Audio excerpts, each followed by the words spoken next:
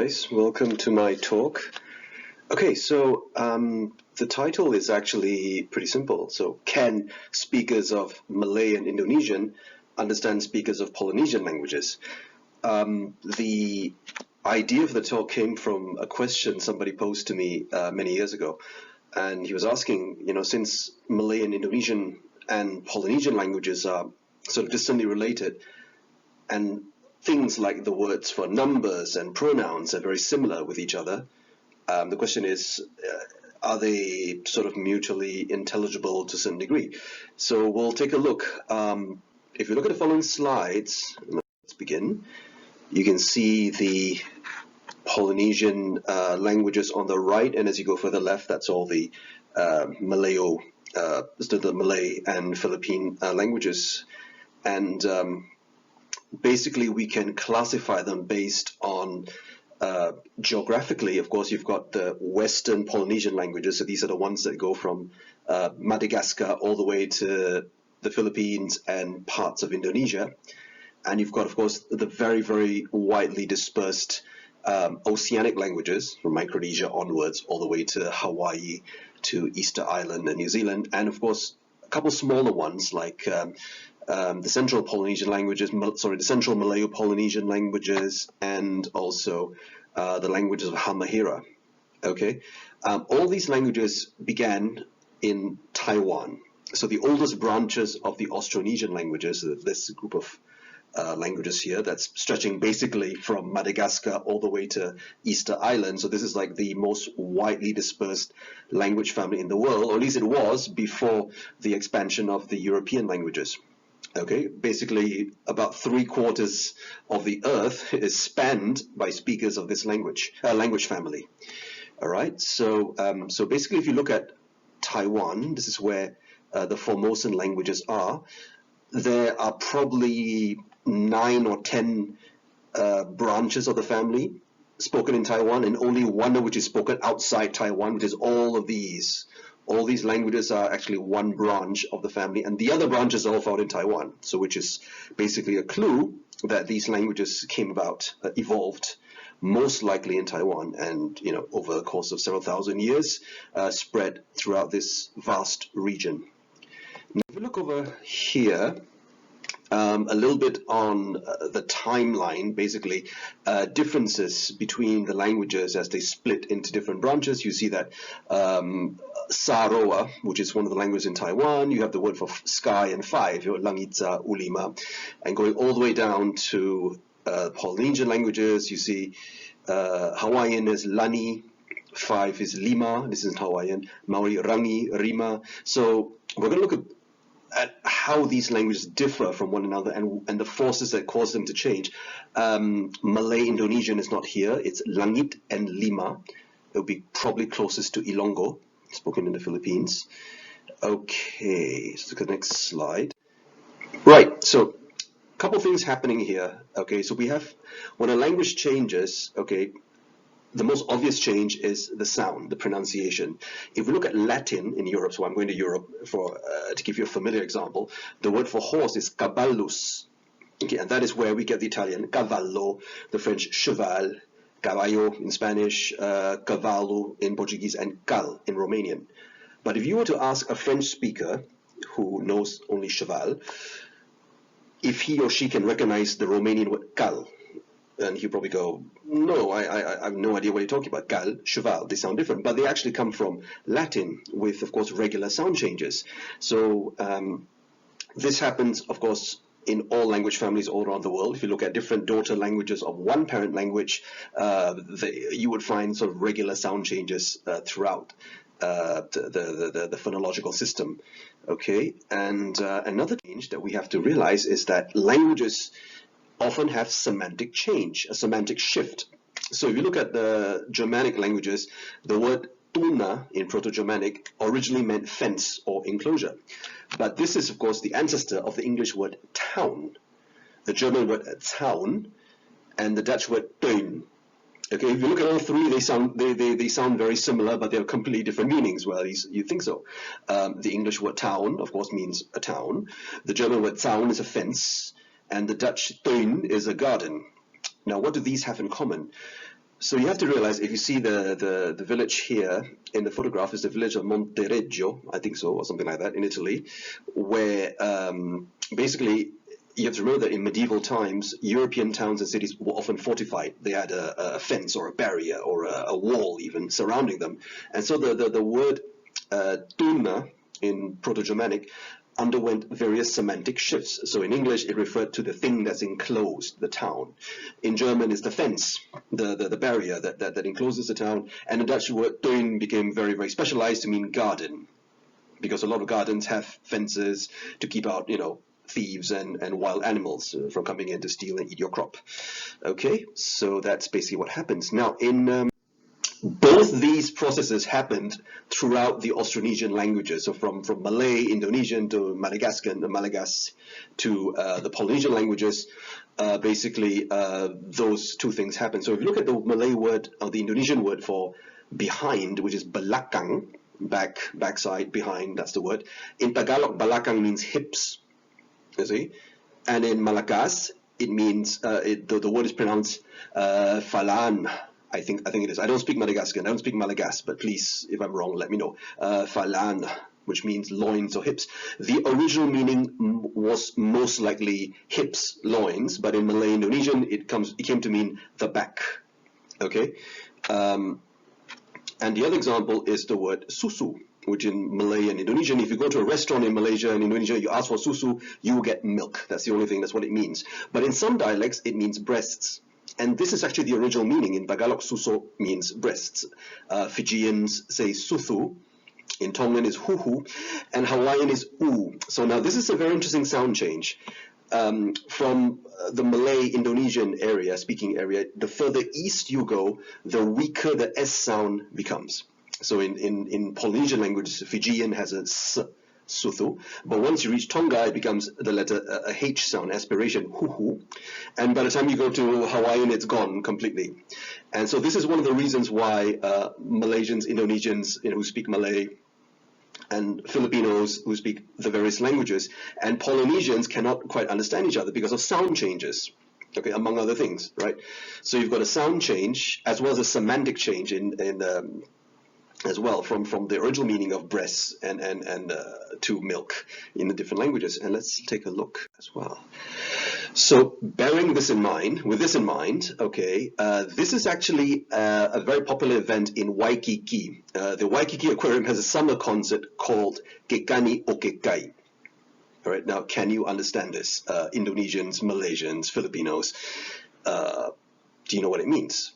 All right, this is a phrase in Hawaiian. All right, Gegani o Gegani. Now, what if I told you that at least two of the main words in this phrase are found in Tagalog and also in Malay Indonesian, okay? But because of the processes we discussed earlier, the semantic shifts and the sound changes, it becomes unintelligible. Okay, let's take the words one by one. Now, the word ke here is used rather like the definite article in English. But it tends to be used more commonly. I think it would be more similar to the ang in Tagalog, where you have ang, that's what happens. So it's used with singular nouns. So ke, kani, if you look closely, is the Hawaiian word for sound or noise. Now, when Hawaiian evolved, so basically as the ancient Austronesians were going further east across Polynesia, certain things happened. One of them was that the final consonants of words got lost. So Malay, Indonesian, and Tagalog have langit, which means sky or heaven or celestial. In Maori, it became rangi. Okay, the LR difference is also very, very common, sort of a shift between languages. Okay, and Hawaiian word lani. Okay, so if we look further down, you have S, H, and zero. So the S sound will get weaker and weaker as you go further east. Okay, so that's why you have susu, huhu, u. Okay, that change. Certain sound changes are unique to Hawaiian. T often becomes a K. All right. And the K, so like for example, I'll give you some examples later on. The K would end up becoming a glottal stop. So the word for root in the older Polynesian languages, the oldest forms is aka. That's right. It's similar to akar in Malay Indonesian, but in Hawaiian it's a'a. So the K is become a glottal stop. The N sound has become an N in Hawaiian. So that's why you have the word kani, which means sound or noise in Hawaiian. It's cognate, it's related to the Maori word tangi, which means to weep, to cry, to lament, to mourn. It also means sound and intonation. And if you go further down, Fijian tangi means to weep, to cry, to lament, and to mourn. And this is related to the Malay Indonesian tangis, again, to cry. And I think you use this in Tagalog as well. So tangi, interesting enough, is also part of the name Waitangi. So when New Zealand, the day, Waitangi Day, the Treaty of Waitangi, that's what they celebrate, basically. The word Wai is water, and Tangi is to weep or to cry. So it literally means, it's a place name, it means weeping waters. Okay, if I could say it in Indonesian, it's air tangis or air menangis. Okay, so tangis, to cry, to weep, lament. Usually in Malaysia we use the form with the prefix menangis, but yeah, this is where it actually comes from. So kani, and the word is kai, which means sea, and it's related to the Maori word tai for sea. Or if you again, as we go further east, the S sound disappears. In Tongan, it's tahi. In Chamorro, which is the language of Guam, the native language of Guam, it's tasi, and then you have tasik, where in Tagalog, where it means brine or salt water. In Malay and Indonesian, it means lake. I'm not sure, but I think this word is also found in Malagasy. Please tell me, Madagascans, if you are listening. Let me know in the comments, or if question and answer session, if you have this word in Malagasy. Right. So you have a semantic shift. The original meaning, of course, was originally a body of water, tasik, and then it became sea, it became lake, whatever. So the changes that happen. So the sentence basically, so kekani okekai means the sound of the sea, or the sounds of the sea. So the K is a singular definite article, and the O is possession. So the sound of the sea. Okay? If you guess that right, then good for you. All right, so moving along. Another common word that you will find in Polynesian languages is mahina, which means moon or month. It is not a borrowing from Sanskrit. Okay, it may resemble the word for moon or month in Hindi, but it isn't related. In fact, if you look at the languages and the different cognates, so Hawaiian people say mahina, in Tongan it's mahina, Maori people say marama, which is a different etymology, Rapa Nui mahina, and in Samoan masina. This is where it gets interesting. It actually comes from the word ma, the prefix ma, which is an adjective prefix. In Tagalog, it's still used quite often as in marami, mabuti, mabait, masarap, the ma for adjectives. And sinar, which means a ray of light, sunbeam, shine, sinar. So Malay Indonesian, sinar means a ray of light, beam, sunshine, for sinar. And Tagalog, sinak, with the same meaning, a ray of light, a halo, what angels have around their heads, the bright halo, that's there. So to be bright. So mahina literally means the shining one, or the one that is bright. Okay. Interestingly enough, Sina or Hina in the different Polynesian languages is the name of one of the major goddesses, and so she is literally, her name means shine, ray of light. Okay, that's a beautiful name. All right. And then we have the word malama, which means enlightenment or clarity in Hawaiian. It doesn't sound like anything we have in Malay or Indonesian, but actually it does. The Hawaiian word malama is actually from malama, which means light. It can also be a word for moon. In many languages, it also means moon. So Maori, marama, which means moonlight. It also means clear and bright. Tongan has malama, to shine, to give light. And if you look at Futunan, okay, Futunan, which is another Polynesian language, malama means torch. And this is the actual etymology. It comes from ma, which is an adjective prefix, and damar, which is an ancient word, a Polynesian, Austronesian word for torch, or resin. So in Malay, damar refers to resin, the crystalline substance you see on there. That's basically the sap or the gum from a tree. Once it's dried up, it becomes sort of hard, and you can actually take it out. You can crush it and burn it, and it releases a very fragrant smell. In Malaysia, we used it to make incense, for example, and it burns very well. And that's where it comes from, resin, a torch, in many languages. And in Tagalog, you have the word makdamak, which means to do something all night long, and that comes from the same word. Imagine burning a torch and leaving it to burn all night long. That is basically where the word magdamak comes from. Okay, so a lot of semantic shift and sound change is going on, but you see where I'm getting at, right? Another one. The Hawaiian word for I am sick is ua ma'i au. Ua ma'i au. So ua, if you look on top, means basically shows the past tense. Something has happened. Ma'i means sick, and au is I. So au is related to aku in Malay, Indonesian, ako in Tagalog, and all that. Now, the Hawaiian word for sickness is ma'i, illness. It also means for a woman to have her period, ma'i. This is the sound change we were talking about as well. The K sound becomes a glossal stop. So in Maori, it's maki. In Tongan, it's mahaki. And in East Futunan, which is another Polynesian language, it's masaki. So you see the relationship now, isn't it? So it's ma is the adjective prefix, and sakit is saki, comes from sakit, to be sick, to be in pain, to suffer from illness. The Malay Indonesian word is sakit, even now, and Tagalog sakit, masakit, to be painful, to be in pain. Basically, that's the etymology. Yeah. So you see, they're not as different as you think, right? Okay, now let's go to the next one. Okay, so another Hawaiian word that is interesting is mākaukau. So mākaukau means prepared, to be ready. It can be an expert. It can be someone who is proficient in something. It's mākaukau.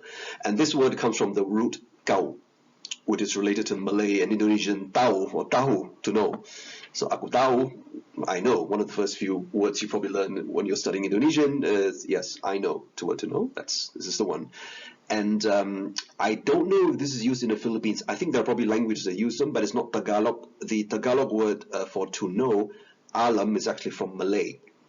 And Malay borrowed it many centuries ago from Arabic. Alam. The root is as ain, lam, mim, if you know Arabic, right? So it's the root of allama, to teach, ilm, which is knowledge, and to know, basically. That's what it means. If you look below that, the word for affection or feeling in Hawaiian is manava. Manava, and this is from the Austronesian word ma, nyawa. So the adjective, and nyawa means breath, life force. And Malay Indonesian, we still use this word all the time, nyawa. Okay, Tagalog has ginhawa, which is comfort, convenience, and prosperity. Again, from the same root. So you see, we're not as different as you think, right? Okay, so another one you might find. I think a name in Hawaiian is Kekoa. Kekoa. So koa means warrior or brave. It's the name of a tree that's used to make, I think, the canoes in Hawaii. And if you look at Maori, it's toa. Okay, and this is cognate. It's related to the Malay Indonesian word teras.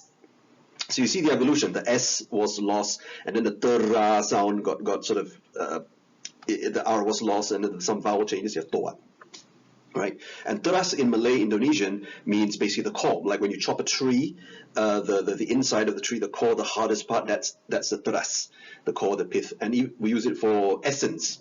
For example, Tagalog has the word tigas, which is from the same etymology, hard, strong, tough. So tigas, teras, toa, koa. That's the same word, basically. Okay. And another one, so more common words having a sort of recognizable cognates with Malay, between sort of Malay, Indonesian, Tagalog, for example. The Hawaiian word for fly, the insect fly, not to fly, the insect, is nalo. And I think in Maori it's rango or something like that. Tagalog has langau, which is fly, and in Malay Indonesian, langau means horsefly. It's a species of fly. So you see how the semantic shift that's going through these different languages. Below that, the Hawaiian word mala, which means bruise, ache, or sore, is related to malang in Malay Indonesian. Okay, and then the Hawaiian word leo, which means voice or sound, is related to Maori word, the Maori word for language, also meaning voice and speech. Reo, like Te Reo Māori. No, that basically means the Maori language. So Reo, and that's cognate that's related to the Tagalog word leeg, the Malay Indonesian word leher, which means neck. So from your neck you make sounds, you create language, and that's that's the source of the word leo in different languages. So one common feature is that when an L in one language often becomes R in another, and then between Tagalog and Malay, very often the R in Malay becomes a G in Tagalog, and so on and so forth, and things like that. This is very common. Of course, different languages have slightly different details, but yeah, you can recognize it.